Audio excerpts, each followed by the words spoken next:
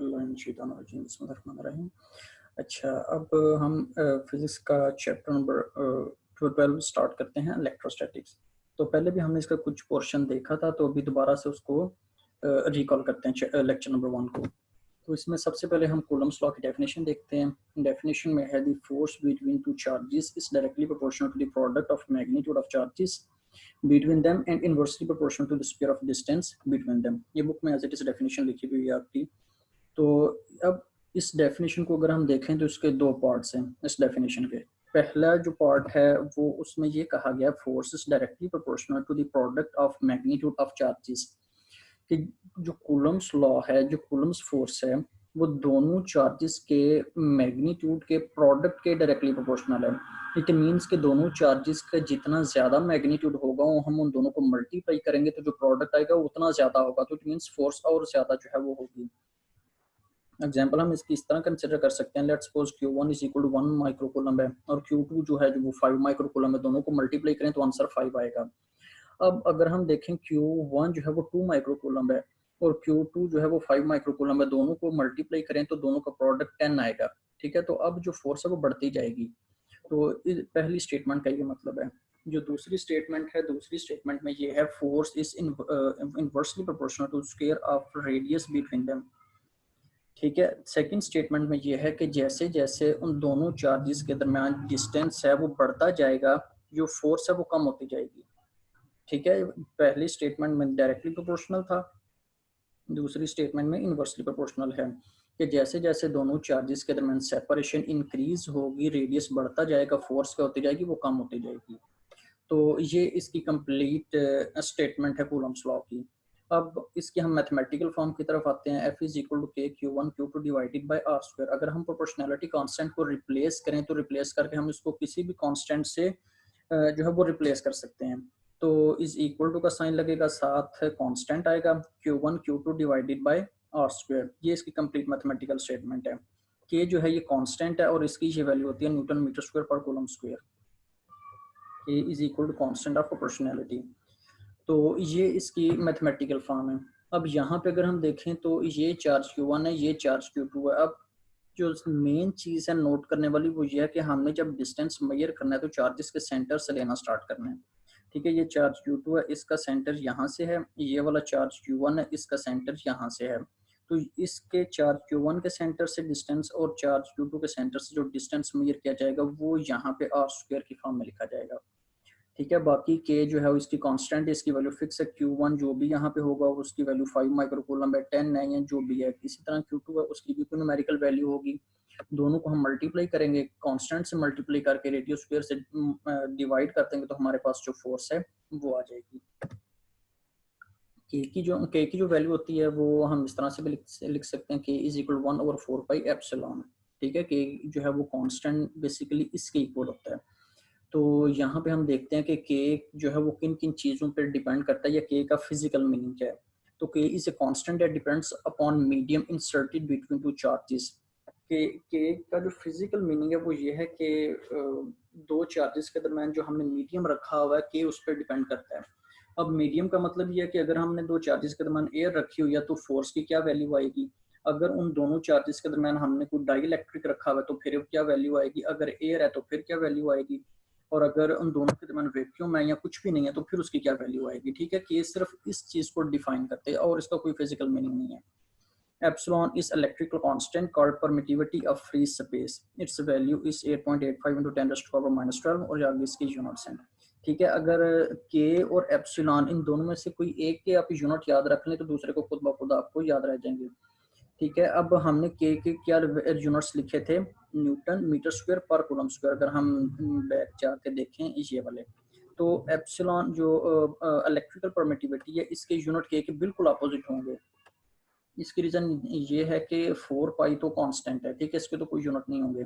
बाकी जो एप्सिलॉन के यूनिट होंगे उसको इन्वर्स कर दें या उसको उल्टा कर दें तो वो के इक्वल आ जाएगा, क्योंकि के इज इक्वल 1/एप्सिलॉन। ठीक है, तो इसलिए एप्सिलॉन के जो यूनिट हैं वो के इनवर्स के इक्वल होंगे। तो एप्सिलॉन इज इलेक्ट्रिकल कांस्टेंट। इसकी आगे हम जो डिटेल डिस्क्रिप्शन है वो नेक्स्ट कुछ स्लाइड्स हैं वहां पे जाके देखेंगे कि एप्सिलॉन का क्या मतलब है। यहाँ पे सिर्फ एक सेंटेंस मैंने लिखा है, permission of electric lines of force to pass through certain medium, कि किसी भी मीडियम में जो इलेक्ट्रिक लाइंस ऑफ फोर्स है वो कितनी पास हो सकती हैं, एप्सिलॉन सिर्फ इसको डिफाइन करता है। ठीक है, आगे मजीद इसकी जो है डिटेल्स है वो आगे डिस्क्रिप्शन इसकी आगे कुछ स्लाइड्स के बाद आ जाएगी। Vector form of Coulomb's law, coulomb law की वेक्टर फॉर्म क्या है? Coulomb force is a mutual force. The force exerted on Q1 is equal and opposite to force exerted on Q2. ठीक है, यहाँ पे Q2 आना चाहिए, यहाँ पे, ठीक है, Q1 की जगह पे यहाँ पे सॉरी Q2 आना चाहिए। तो ये फोर्स जो कूलम लॉ है, ये जितनी ये पिक्चर आपकी टेक्स्ट बुक से मैंने कॉपी की है इसलिए इस तरह का इसका रिजल्ट ब्लर आ रही है। ये चार्ज जूम कर लें Q1 है, ये चार्ज Q2 है, इसी तरह ये चार्ज Q1 है, ये चार्ज Q2 है। अब ये वाला चार्ज इस चार्ज के ऊपर जो फोर्स लगाएगा उसकी ये वाली डायरेक्शन होगी, इसी तरह जो ये वाला चार्ज है जो इस चार्ज के ऊपर जो फोर्स लगाएगा उसकी ये डायरेक्शन होगी।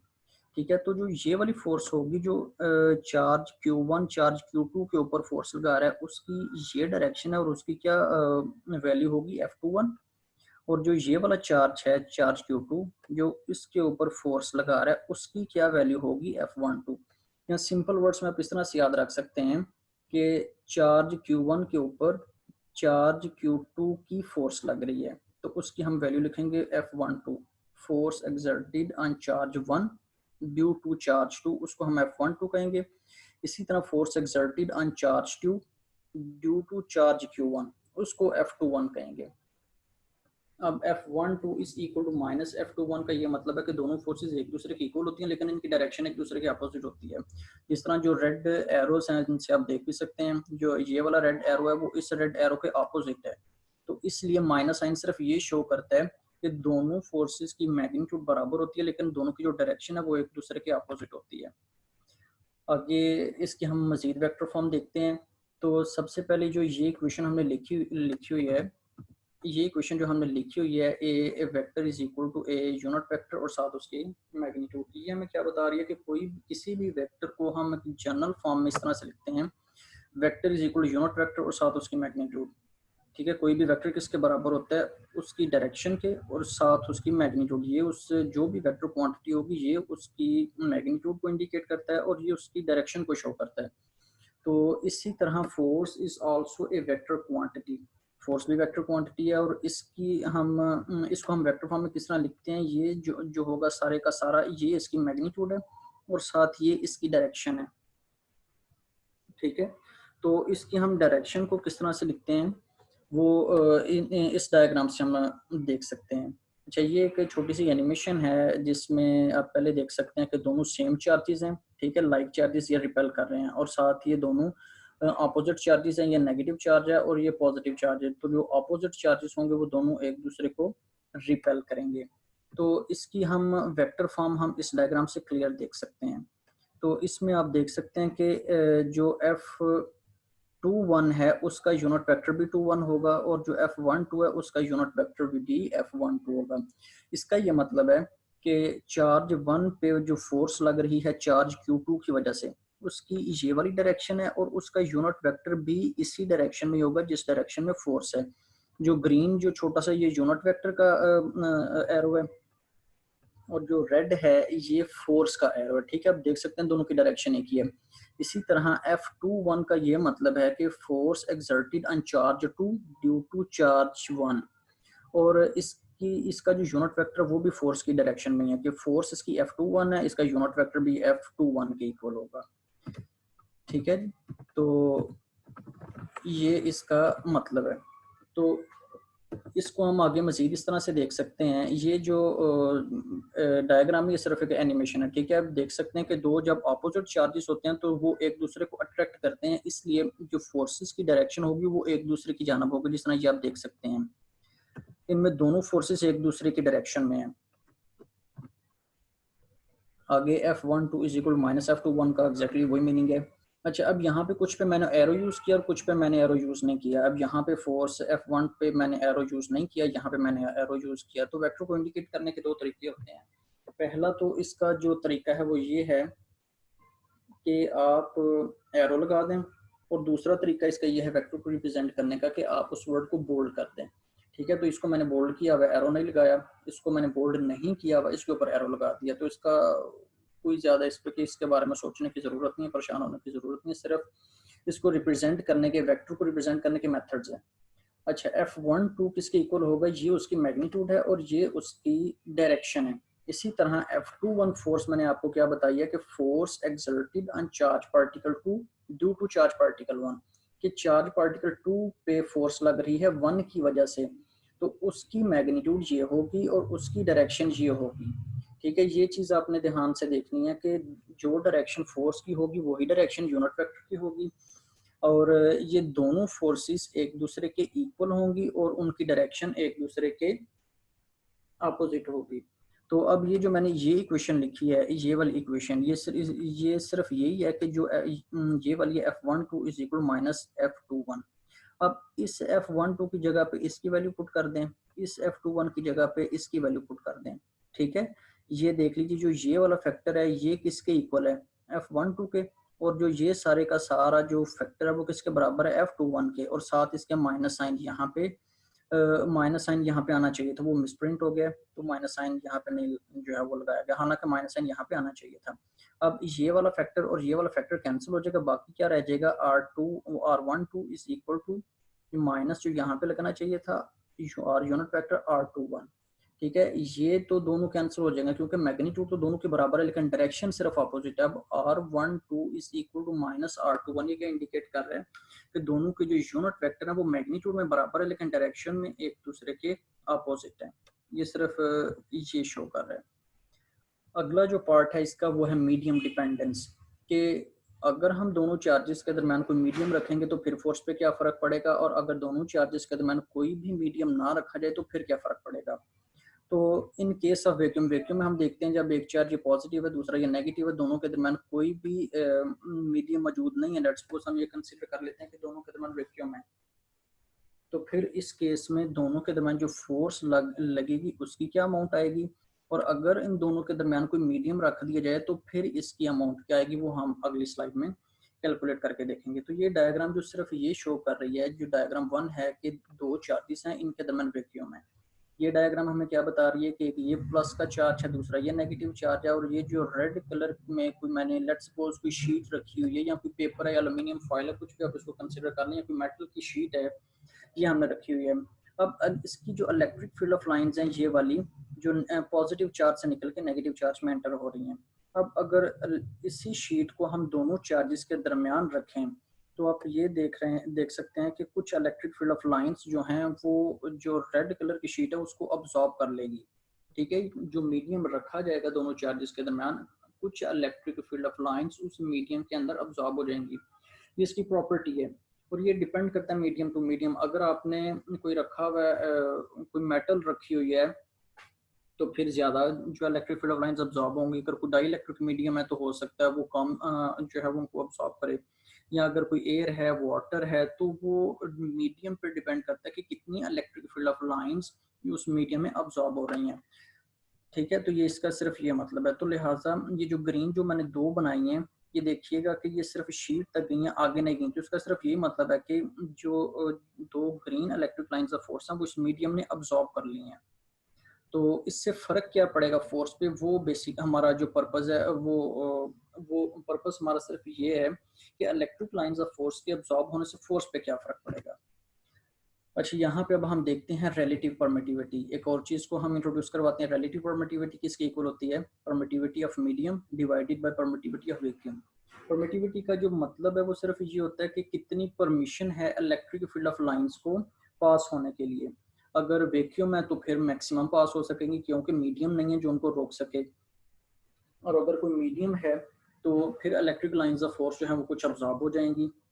ठीक है, तो परमिटिविटी का सिर्फ ये मतलब है। तो यहाँ पे ये जो परमिटिविटी, ये जो सिंबल है ई का, इसको हम कहते हैं परमिटिविटी इन मीडियम, कि अगर हमने मीडियम की परमिटिविटी कैलकुलेट करनी है तो उसके लिए ये सिंबल यूज किया जाएगा। एप्सिलॉन नॉट जो है ये सिंबल है परमिटिविटी इन वैक्यूम, कि जब दोनों चार्जेस के दरमियान वैक्यूम है तो फिर ये सिंबल यूज किया जाएगा। और ये है रिलेटिव परमिटिविटी एप्सिलॉन आर। ये किसके इक्वल होती है? Permittivity of medium divided by vacuum. ठीक है, ये permittivity of medium divided by vacuum, medium की ये वाली है और वैक्यूम की ये वाली है। और इसी तरह अगर हमें मीडियम की चाहिए तो दोनों को क्रॉस मल्टीप्लाई कर दें। मीडियम की किसके इक्वल आ जाएगी? Epsilon naught epsilon R. अच्छा, अब हम अब अपने जो असल मकसद की जो है असल मकसद पे पहुंचे कि जो फोर्स है उस पे क्या फर्क पड़ेगा in case of electrical constant, यहाँ परमिटिविटी। तो फोर्स ऑन वैक्यूम, वैक्यूम के केस में आप फोर्स को देख सकते हैं कि यहाँ पे मैंने एप्सिलॉन नॉट पुट किया है 1/4 pi epsilon naught Q1 Q2 divided by R square, और साथ ही उसका यूनिट वेक्टर, ये जनरल टर्म है। ठीक है, यहाँ पे अगर 1 2 होगा तो यहाँ पे भी 1 2 आ जाएगा, यहाँ पे 2 1 है तो यहाँ पे भी 2 1 आ जाएगा। तो जो फोर्स की डायरेक्शन होगी उसके हिसाब से यहाँ पे हम लिख लेंगे। तो ये सिर्फ मैंने बताया कि ये सिर्फ डायरेक्शन है उस फोर्स की। तो अगर हम फोर्स इन मीडियम में फोर्स हम कैलकुलेट करना चाहें तो फिर उसके लिए क्या सिंबल यूज किया जाएगा, वो मैंने आपको बताया था कि मीडियम के लिए क्या यूज किया जाएगा, सिर्फ एप्सिलॉन, इसके साथ नॉट यूज नहीं किया जाएगा, ये वाला सिंबल यूज किया जाएगा। तो फोर्स इन मीडियम उसके लिए हम ये यूज करेंगे, और इसकी वैल्यू किसके इक्वल है वो हमने निकाल ली है, एप्सिलॉन आर और एप्सिलॉन नॉट। तो इसकी जगह पे सिर्फ एप्सिलॉन की जगह पे इसकी वैल्यू पुट कर देंगे, एप्सिलॉन नॉट एप्सिलॉन आर। तो ये हमारे पास जो कंप्लीट एक्सप्रेशन बन रहा है ये किसके इक्वल होगा, ये फोर्स इन मीडियम कि अगर दोनों चार्जेस के दरमियान कोई मीडियम आपने रखा हुआ है तो फिर उन दोनों चार्जेस के दरमियान कितनी फोर्स होगी, ये उसकी अमाउंट बता रही है, जो एक्सप्रेशन है ये उसकी अमाउंट बता रहा है। एप्सिलॉन आर जो है ये एक आप ये कंसिडर कर लें कि ये रेशियो है दोनों के दरमियान। ठीक है, और इसकी वैल्यू जो है वो टेबल में गिवन, आपके बुक में टेबल बना हुआ है, टेबल में सारे जो मीडियम है उनकी रिलेटिव परमिटिविटी की वैल्यूज दी हुई हैं कि अगर वाटर है तो उसके इसमें रिलेटिव परमिटिविटी की वैल्यू क्या होगी, या मेटल है या रबर है या कोई ग्लास है, सिलिका है, माइका है, या जो भी मीडियम है उसके लिए रिलेटिव परमिटिविटी की वैल्यू टेबल से देख के लिखेंगे। और ये जो एप्सिलॉन नॉट की वैल्यू जो है ये वैक्यूम में, ठीक है, तो ये भी कांस्टेंट है, इसको आप मल्टीप्लाई कर देंगे और साथ इस फैक्टर को सॉल्व करेंगे तो आपके पास फोर्स आ जाएगी, force between to medium, force between two charges when any medium is inserted between them। तो ये एक्सप्रेशन आपके पास दो आ जाएंगे। अच्छा, अब अगर हम ये तो मैथमेटिकल एक्सप्रेशन हमारे पास आ गया, अब अगर हम इनका फिजिकल मीनिंग देखना चाहें कि इनका फिजिकल मीनिंग क्या बनता है तो वो हमें कैसे पता चलेगा। तो फिजिकल मीनिंग इनका ये है कि ये अगर हम जो पहली क्वेश्चन है ये वाली फोर्स इन वैक्यूम, वैक्यूम का देखें तो यहाँ पे सिर्फ एक फैक्टर आ रहा है एप्सिलॉन नॉट। तो यहाँ पे जो भी कांस्टेंट है उसकी वैल्यू पुट करेंगे, पाई 4 से मल्टीप्लाई करके इसको सॉल्व करेंगे तो हमारे पास एक फोर्स की वैल्यू आ जाएगी। अगर ये चीज आप देखते हैं तो इस चीज में क्या है कि साथ एप्सिलॉन नॉट भी है और साथ एप्सिलॉन आर भी है, ऊपर आर नहीं है। तो इट मींस कि इस फैक्टर को हम इससे भी मल्टीप्लाई करेंगे, फिर 4 पाई से मल्टीप्लाई करेंगे तो डिनोमिनेटर में आंसर ये जो है ये ज्यादा हो जाएगा इसकी निस्बत। ठीक है, ये आंसर ज्यादा हो जाएगा, इसको जब आप 1 से डिवाइड करेंगे तो आंसर छोटा आएगा। तो इट मींस जो फोर्स होगी वो कम आएगी, उसका आंसर कम आएगा। तो इसका ये मतलब बनता है कि अगर आपने वैक्यूम रखा हुआ है दोनों चार्जेस के दरमियान तो उस वक्त फोर्स की वैल्यू ज्यादा आएगी, और अगर दोनों चार्जेस के दरमियान आपने कोई भी मीडियम इंसर्ट किया हुआ है तो फिर आपके पास फोर्स की वैल्यू कम हो जाएगी इस फैक्टर की वजह से। अगर आप एप्सिलॉन आर को निकाल दें तो ये सेम हो जाते हैं दोनों, ये और ये। तो डिफरेंशिएट कौन सी चीज कर रही, सिर्फ ये वाली एप्सिलॉन आर। तो इसलिए जो अगर आप मीडियम रखते हैं तो फोर्स की वैल्यू कम हो जाएगी। ये एमसीक्यू अक्सर पेपर में पूछा जाता है कि मीडियम के इंसर्ट करने से वैल्यू फोर्स की कम होती है या ज्यादा होती है। तो ये आपने बात याद रखनी है कि अगर कोई भी मीडियम रखा जाए दोनों चार्जेस के दरमियान तो उस वक्त फोर्स की वैल्यू कम हो जाएगी। इसके बाद जो सेकंड टॉपिक है फील्ड्स ऑफ फोर्स, तो ये आपकी बुक का सेकंड टॉपिक है। Michael Faraday introduce the concept of electric field. यहाँ पे हम देखेंगे कि इलेक्ट्रिक फील्ड क्या होता है और फोर्स फील्ड क्या होते हैं। Electric field is considered to be a force field that exert a force on other charges placed in that field. या इलेक्ट्रिकल फील्ड की बात हो रही है, हमारे पास फील्ड जो है वो फोर्स फील्ड कई किस्म के होते हैं। मिसाल के तौर पर एक हमारे पास मैग्नेटिक फील्ड होता है, एक इलेक्ट्रिक फील्ड होता है, एक ग्रेविटेशनल फील्ड होता है। तो एग्जाम्पल के तौर पर हम ग्रेविटेशनल फील्ड को देख लेते हैं। ग्रेविटेशनल फील्ड क्या होता है कि हमारी अर्थ के अराउंड जितना भी फील्ड है, अगर कोई भी मैस उस फील्ड के अंदर आ जाए तो जमीन उसको अपनी तरफ अट्रैक्ट करने की कोशिश करेगी। तो उसको हम कहेंगे कि वो छोटा मैस अर्थ के फील्ड के अंदर एंटर हुआ है, इसलिए अर्थ ने उसको अपनी तरफ अट्रैक्ट किया है। अब स्पेस में बेशुमार जो छोटे-छोटे जो मैसेज हैं, रॉक्स हैं, छोटे स्टार्स हैं, वो रिवॉल्व कर रहे हैं, वो घूम रहे हैं। लेकिन वो ज़मीन की जानब नहीं आते क्योंकि वो ज़मीन के वो अर्थ के ग्रेविटेशनल फ़ील्ड से बाहर हैं। तो अगर वो अर्थ के ग्रेविटेशनल फ़ील्ड में एंटर होंगे तब अर्थ उनको अट्रैक्ट करेगी। ठीक है? ये है अर्थ ग्रेविटेशनल फ़ील्ड। तो इसी तरह अगर हम मैग्नेटिक फ़ील्ड की बात करें, तो अगर कोई भी मेटल है, कोई आयरन है, कोबाल्ट है, छोटा-सा पीस उसका मैग्नेट के करीब लेके आएँगे तो उसको अपनी तरफ अट्रैक्ट कर लेगा। अब अगर तो वो छोटा जो आयरन का पीस है वो जो मैग्नेट है उसके मैग्नेटिक फ़ील्ड की रेंज में आता है तो वो मैग्नेट उसको अट्रैक्ट करेगा। अगर आप उस आयरन को बहुत दूर रख देंगे, वो उसके फ़ील्ड में ही नहीं आ रहा, तो उसको अट्रैक्ट नहीं करेगा। तो इट मीन्स कि जो मैग्नेट ने अपने अराउंड एक फील्ड बनाया हुआ है जिसको मैग्नेटिक फील्ड ऑफ लाइंस हम कहते हैं। अगर कोई भी आयरन का पीस उन फील्ड लाइंस के अंदर आएगा तो वो मैग्नेट उसको अट्रैक्ट करेगा। एग्जैक्टली इसी तरह इलेक्ट्रिक फील्ड को भी हम कंसिडर कर सकते हैं कि जो इलेक्ट्रिक फील्ड ऑफ लाइंस हैं ये इसका इलेक्ट्रिक फील्ड है। तो कोई भी चार्ज पार्टिकल उस फील्ड के अंदर जब एंटर होता है तो दूसरा चार्ज पार्टिकल उसको अट्रैक्ट कर लेता है। इसकी हम एग्जांपल ये देखते हैं। ये एक पॉजिटिव चार्ज है, ठीक है? ये पॉजिटिव चार्ज है और ये इसकी इलेक्ट्रिक फील्ड ऑफ लाइंस हैं। ये कुछ मैंने बनाई हैं आउटवर्ड डायरेक्शन, सारी मैं नहीं बना सका, तो कुछ जो है वो आपने सिर्फ ये मैंने बनाने के लिए आपको बताने के लिए बनाया है कि जो पॉजिटिव चार्ज की electric field of lines outward direction में होती हैं, इसलिए मैंने सिर्फ कुछ बनाई हैं। ये पॉजिटिव चार्ज अकेला यहाँ पे पड़ा हुआ है। अब एक और छोटा जो पॉजिटिव चार्ज है उसको हम इसके करीब लेकर आ रहे हैं। अच्छा, अब हमारा जो मेन पर्पस वो क्या है, वो पर्पस वो ऊपर हमने लिखा हुआ, how to check electric field of any charge. कि हमने किसी भी चार्ज के इलेक्ट्रिक फील्ड को चेक करना है तो किस तरह चेक करेंगे। ठीक है, ये वाला उसका रीजन है, जहां जहां तक इलेक्ट्रिक फील्ड ऑफ लाइंस पहुंच रही हैं वो उसका फोर्स फील्ड है, ये वाले सारे का सारा। ठीक है, तो अब इस टॉपिक के अंदर हम सिर्फ ये देखेंगे कि इलेक्ट्रिक फील्ड ऑफ लाइंस को हमें चेक करना है तो उनको किस तरह, क्योंकि वो हमें नज़र तो आती नहीं है तो उनको चेक करने का कोई डायरेक्ट मेथड भी नहीं है, तो फिर हम एक टेक्निक यूज़ करते हैं इन इलेक्ट्रिक फील्ड ऑफ लाइंस को चेक करने के लिए। वो टेक्निक क्या है कि ये सपोज करें कि ये एक बड़ा चार्ज है जिसकी मैग्नीट्यूड क्यू है, ये छोटा चार्ज है जिसकी मैग्नीट्यूड क्यू नॉट है। क्यू नॉट मतलब छोटे चार्ज के लिए अमूमन यूज़ किया जाता है। ठीक है, और इस चार्ज को हम पॉइंट चार्ज भी कहते हैं। पॉइंट चार्ज इसलिए कहते हैं कि इसकी जो अमाउंट है वो इसके मुकाबले में बहुत छोटी होती है। ये हमारी जो है वो रिक्वायरमेंट है कि इस चार्ज की अमाउंट इस चार्ज के मुकाबले में बहुत छोटी होनी चाहिए, तब हम एग्जैक्टली चीज़ों को डिफाइन कर सकेंगे। तो ये छोटा चार्ज जो है क्यू नॉट, इसको हम इसके करीब लेके आ रहे हैं। जैसे जैसे करीब आता जाएगा, ये भी पॉजिटिव चार्ज है, ये भी पॉजिटिव चार्ज है, तो ये दोनों एक दूसरे को रिपेल करना स्टार्ट करेंगे। तो जैसे जैसे अब यहाँ पे देख लें, ये जो मैंने डॉट लगाया हुआ है, तो ये वाला जो स्मॉल चार्ज है ये बड़े चार्ज क्यू पे इस डायरेक्शन में फोर्स लगाएगा जो रेड एरो है, और ये जो बड़ा चार्ज है ये जो ब्लैक एरो ये क्या इंडिकेट कर रहा है, तो ब्लैक एरो ये इंडिकेट कर रहा है कि जो बड़ा चार्ज छोटे चार्ज के ऊपर जिस डायरेक्शन में फोर्स लगा रहा है उसको हम ब्लैक एरो से इंडिकेट कर रहे हैं। ठीक है, ये दोनों एक दूसरे, ये सेम चार्जेस है ना, सेम चार्जेस एक दूसरे को रिपेल करते हैं।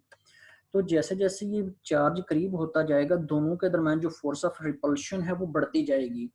तो हमारा सिर्फ काम ये है कि हमने उस फोर्स की मदद से अंदाजा लगाना है कि इस चार्ज की इलेक्ट्रिक फील्ड ऑफ लाइंस कितनी पावरफुल हैं। हमारा सिर्फ पर्पस ये है। उसको हम इस तरह से डिफाइन करते हैं, इलेक्ट्रिक फील्ड स्ट्रेंथ और electric intensity is equal to E is equal to F divided by Q naught. इसके यूनिट होते हैं न्यूटन पर कूलम। ठीक है, इस चीज की समझ आ गई कि ये जो स्मॉल चार्ज है जिसको पॉइंट चार्ज हमने कहा है, ये जैसे जैसे इस चार्ज बड़े चार्ज के करीब आता जाएगा तो इसके ऊपर एक फोर्स लगेगी। हमने वो फोर्स कैलकुलेट कर लेनी है कितनी है, कूलम्स लॉ की मदद से, और साथ उन दोनों के दरमियान जो डिस्टेंस होगा वो भी पता चल जाएगा हमें।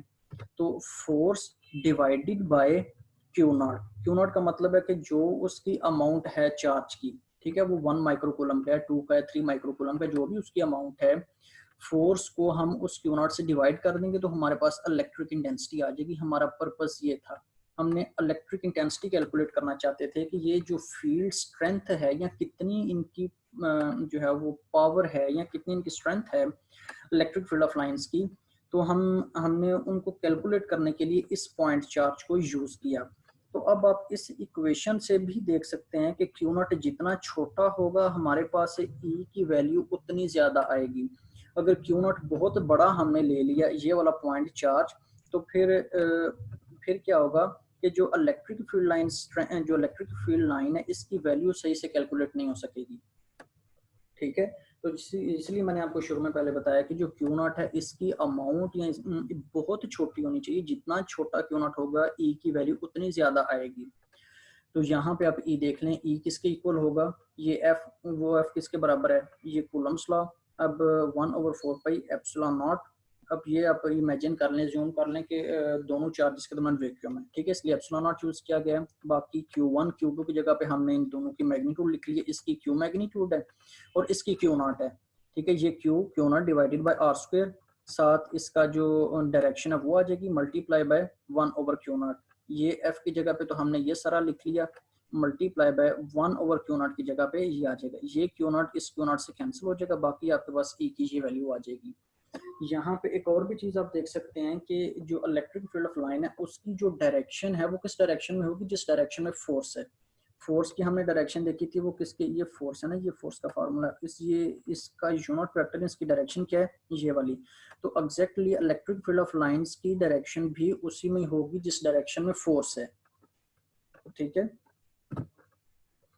तो ये जो मैंने आपको पहले मैकेनिज्म बता दिए, E is equal F divided by electric field of line की डेफिनेशन क्या है, फोर्स पर यूनिट चार्ज। इसको हम electric field of lines, electric intensity कह सकते हैं, फोर्स पर यूनिट चार्ज। ठीक है, तो ये एफ किसके इक्वल हो जाएगा, क्रॉस मल्टीप्लाई करें क्यू नॉट ई के, अगर हम कूलम फोर्स कैलकुलेट करना चाहें तो वो किसके बराबर हो जाएगी, क्यू नॉट, और साथ जो भी आपने उसका आंसर निकाला होगा, या अगर आपको इलेक्ट्रिक फील्ड ऑफ लाइन की अमाउंट पहले से पता है तो उसको क्यू नॉट से मल्टीप्लाई कर देंगे तो फोर्स आ जाएगी। ठीक है, तो ये मैकेनिज्म दोबारा से यहाँ पे मैंने दिखाया कि ये बड़ा चार्ज है, ये छोटा चार्ज पॉइंट चार्ज उसके करीब लेके आ रहे हैं। दोनों के दरमियान जितनी भी फोर्स डेवलप होगी हमने उस फोर्स को ले लेना है, वो फोर्स की अमाउंट यहाँ पे आ जाएगी, डिवाइडेड बाय इस चार्ज की अमाउंट यहाँ पे रखेंगे तो हमारे पास जो इलेक्ट्रिक फील्ड लाइन है, जो इनकी स्ट्रेंथ है वो हमें पता चल जाएगी वो कितनी है। इसके बाद तीसरा जो टॉपिक है 12.3 इलेक्ट्रिक फील्ड ऑफ लाइंस।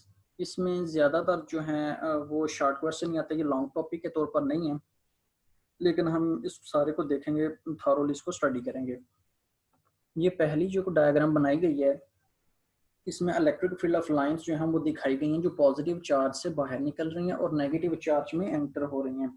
तो इसमें एक चीज़ तो ये आपको पता होनी चाहिए कि इलेक्ट्रिक फील्ड ऑफ लाइंस हमेशा पॉजिटिव चार्ज से स्टार्ट होती हैं, एमिट होना स्टार्ट होती हैं और नेगेटिव चार्ज में एंटर होती हैं, यहाँ से यहाँ की जानब। यहाँ पे देखें कि जो नेगेटिव चार्ज है इसकी जो डायरेक्शन है वो इनवर्ड है, नेगेटिव चार्ज में इलेक्ट्रिक फील्ड ऑफ लाइंस की डायरेक्शन इनवर्ड है। अब ये सिर्फ एक कन्वेंशन है, इलेक्ट्रिक फील्ड ऑफ लाइंस की डायरेक्शन पॉजिटिव में बाहर की जानब होगी और नेगेटिव में इनवर्ड की जानब होगी। ठीक है, ये कन्वेंशन के तौर पर ये चीज़ यूज़ की जाती है। तो ये जो डायग्राम है ये वाली, ये जो डायग्राम है ये आपकी बुक से ली गई है डायग्राम। इस डायग्राम में सिर्फ ये बताया गया है कि अगर ये एक बड़ा चार्ज है ये प्लस क्यू, और ये जो क्यू नॉट है ये स्मॉल चार्ज है, ठीक है, पॉइंट चार्ज जिसको हमने कहा था। अब अगर इसको करीब लेके आएंगे तो ये जो बड़ा चार्ज है इस डायरेक्शन बिल्कुल अपनी सरफेस के परपेंडिकुलर फोर्स लगाएगा इस छोटे चार्ज उसको रिपेल करने के लिए। इसी तरह अगर हम चार्ज को इस डायरेक्शन में अंदर लेके इसके करीब लेके आते हैं तो ये उस डायरेक्शन में फोर्स लगाएगा। अगर हम क्यू नॉट को इस डायरेक्शन में इसके करीब लेके आते हैं तो ये जो बड़ा चार्ज है वो रिपल्शन की फोर्स इसके सरफेस के परपेंडिकुलर लगाएगा। तो हमने इसी तरह जो चार्ज को हर तरफ से इसके करीब लेके आ रहे हैं, चार्ज को इसके करीब लेके आ रहे हैं तो चार्ज अपनी सरफेस के परपेंडिकुलर डायरेक्शन में फोर्स लगा रहे हैं। तो हमारे पास जो पॉजिटिव चार्ज के इलेक्ट्रिक फील्ड ऑफ लाइंस हैं तो हम फिर ये जूम कर लेते हैं कि वो बाहर की जानब होती हैं। ये डायग्राम ए है और ये डायग्राम बी है। डायग्राम बी सिर्फ यही बता रही है हमें कि इस स्मॉल चार्ज को इसके करीब लेके आ रहे हैं तो ये उस सरफेस के बिल्कुल परपेंडिकुलर फोर्स लगा के उसको रिपेल कर रहे हैं। तो अगर इस मींस हमने चार्ज यहाँ पे रखा हुआ है, यहाँ पे हमने चार्ज रखा हुआ है जहाँ पे कर्सर है, तो फोर्स इस डायरेक्शन में लगेगी। यहाँ पे चार्ज रखा हुआ है तो फोर्स इस डायरेक्शन में। अगर दोनों सेम चार्जेस हैं तब यहाँ पे रखा हुआ है तो फोर्स यहाँ पे लगेगी। अगर यहाँ पे चार्ज छोटा रखा हुआ है तो फोर्स यहाँ पे ये लगाएगा। तो इस तरह हमारे पास जो पॉजिटिव चार्ज होगा उसकी जो फील्ड लाइंस हैं वो आउटवर्ड डायरेक्शन में हम ड्रॉ कर सकते हैं। इनवर्ड अगर टेस्ट चार्ज या जो पॉइंट चार्ज है वो नेगेटिव हो तो फिर क्या होगा, अगर पॉइंट चार्ज नेगेटिव है तो जाहिर है ये पॉजिटिव है, वो उसको अपनी तरफ खींचेगा, तो इलेक्ट्रिक फील्ड ऑफ लाइंस की डायरेक्शन इनवर्ट होगी। अगर यहाँ पे हमने पॉइंट चार्ज को रखा हुआ है, अगर या ये आप ये समझ लें कि ये नेगेटिव चार्ज है तो पॉइंट चार्ज पॉजिटिव ही है, ठीक है। यहाँ पहला केस भी आप ले सकते हैं कि ये वाला सेंटर वाला पॉजिटिव है, तो जो पॉइंट चार्ज है उसको हमने नेगेटिव लिया हुआ है, फिर भी जो है वो उसको अट्रैक्ट करेगा। तो अब हम ये देखते हैं दूसरी सिचुएशन के नेगेटिव चार्ज में इलेक्ट्रिक फील्ड ऑफ लाइंस की डायरेक्शन इनवर्ट क्यों होती हैं। तो यहाँ पे जहाँ पे कर्सर पड़ा हुआ है, यहाँ पे आप ये जूम करें कि जो छोटा स्मॉल चार्ज है ये वाला, उसको आपने यहाँ पे रखा हुआ है जो कि प्लस में है, ठीक है। अब नेगेटिव उसको अपनी तरफ अट्रैक्ट करेगा, ठीक है, तो बिल्कुल अपनी सरफेस के परपेंडिकुलर इसकी जानब जाएगा। अगर यहाँ पे चार्ज पड़ा हुआ है तो नेगेटिव उसको अट्रैक्ट करेगा तो वो इस डायरेक्शन में जाएगा, अगर यहाँ पे चार्ज पड़ा हुआ है तो इस डायरेक्शन में जाएगा, अगर यहाँ पे चार्ज पड़ा हुआ है तो इस डायरेक्शन में जाएगा। तो जिस डायरेक्शन में भी चार्ज पड़ा होगा सरफेस के बिल्कुल परपेंडिकुलर वो अपने जो बड़ा चार्ज है उसकी जानब अट्रैक्ट होगा। तो इसलिए हम कहते हैं कि जो नेगेटिव चार्ज है इसकी जो इलेक्ट्रिक फील्ड ऑफ लाइंस हैं वो इनवर्ड होती हैं, इनवर्ड डायरेक्शन में होती हैं। आगे इसकी एंड में सिर्फ 4 प्रॉपर्टीज हैं जो हम डिस्कस करेंगे। इसकी फर्स्ट प्रॉपर्टी है electric field originate from positive charge and and from negative on charge, के पॉजिटिव चार्ज से एमिट होती हैं और नेगेटिव चार्ज में एंटर होती हैं। ये इसकी पहली प्रॉपर्टी है। सेकंड प्रॉपर्टी इसकी क्या है, जो पहली जो है आसानी है। सेकंड प्रॉपर्टी इसकी क्या है, the tangent to a field line at any point give the direction of electric field at the point, कि किसी भी पॉइंट के ऊपर अगर आप टेंजेंट ड्रॉ करते हैं तो उस वक्त क्या होगा कि आपको इलेक्ट्रिक फील्ड ऑफ लाइंस की डायरेक्शन बताएगा। अब ये जो वर्ड है ये बेसिकली यूज किया जाता है, एक मैथमेटिकल टर्म है।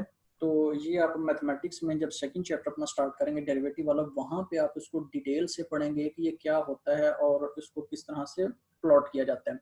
तो अभी सिर्फ आप ये याद रख लें कि अगर आपने डायरेक्शन के ऊपर कोई भी परपेंडिकुलर गिराया यहाँ पे इस तरह से, तो वो सिर्फ वो जो परपेंडिकुलर होगा वो आपको उसकी डायरेक्शन बताएगा इलेक्ट्रिक फील्ड ऑफ लाइंस की।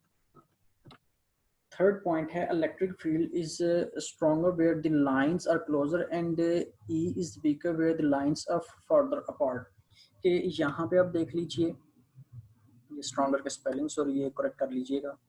अच्छा, यहाँ पे अब देखिए ये जो पॉजिटिव चार्ज है, अब वो बताना सिर्फ ये चाह रहा है कि जैसे जैसे हम पॉजिटिव चार्ज के करीब होते जाते हैं इलेक्ट्रिक फील्ड ऑफ लाइंस जो हैं वो नैरो होती जाती हैं। तो जहाँ पे इलेक्ट्रिक फील्ड ऑफ लाइंस जो हैं वो एक दूसरे के क्लोज हो जाती हैं, वहाँ पे इलेक्ट्रिक फील्ड की स्ट्रेंथ बहुत ज़्यादा होती है। और जैसे जैसे ये दूर होती जाती हैं इलेक्ट्रिक फील्ड ऑफ लाइंस की वैल्यू, तो उस वक्त उनकी जो स्ट्रेंथ है वो कम होती जाएगी, ठीक है। सेकंड जो सेंटेंस है इसका ये मतलब है where the lines are further apart, इसका ये मतलब है जैसे जैसे ये लाइंस एक दूसरे से दूर होती जाती हैं इन दोनों के दरमियान जो डिस्टेंस है वो बढ़ता जाता है, तो उस वक्त इनकी स्ट्रेंथ कम होती जाती है। और जैसे जैसे हम इनको करीब लेके आते जाएंगे तो जाहिर बात है डिस्टेंस इन दोनों के दरमियान डिस्टेंस जो है वो कम होता जाएगा और इसकी जो स्ट्रेंथ है वो इंक्रीज होती जाएगी। और लास्ट इसका जो पॉइंट है वो ये है electric field lines never cross each other. ये जो इलेक्ट्रिक फील्ड ऑफ लाइंस हैं ये कभी भी एक दूसरे को क्रॉस नहीं करती, ठीक है। अगर ये दोनों एक दूसरे को क्रॉस करती हैं तो फिर इसका ये मतलब है कि इलेक्ट्रिक फील्ड ऑफ लाइन की या इलेक्ट्रिक इंटेंसिटी की जो डायरेक्शन है वो एक से ज़्यादा हो जाएगी। हालांकि ऐसा पॉसिबल नहीं है, इलेक्ट्रिक फील्ड ऑफ लाइंस की डायरेक्शन जो है वो हमेशा एक ही होती है, वो एक से ज़्यादा नहीं होती, ठीक है। तो ये भी एमसीक्यू उसमें क्वेश्चन आता है why electric field of lines never cross each other. तो इसका आंसर यही है कि मल्टीपल चॉइस में या शॉर्ट क्वेश्चन में भी इसका आंसर आपको लिखना अगर पड़ जाए तो यही इसका आंसर है कि अगर ये एक दूसरे को क्रॉस करती हैं तो उनकी डायरेक्शन एक से ज़्यादा हो जाती है जो कि इम्पॉसिबल है, इसलिए इलेक्ट्रिक फील्ड ऑफ लाइंस एक दूसरे को क्रॉस नहीं करती, ठीक है। तो ये आपके 3 टॉपिक जो हैं वो पहले हो गए 12.1, 12.2 और 12.3। इसमें इम्पॉर्टेंट जो है वो आपका पहला जो है जो 12.1 है कूलम्स लॉ, और जो दूसरे 2 हैं इनमें अमूमन शॉर्ट क्वेश्चन आता है, लेकिन ये भी आप लोगों ने थॉरोली इसको एज इट इज प्रिपेयर करना है। Thank you so much.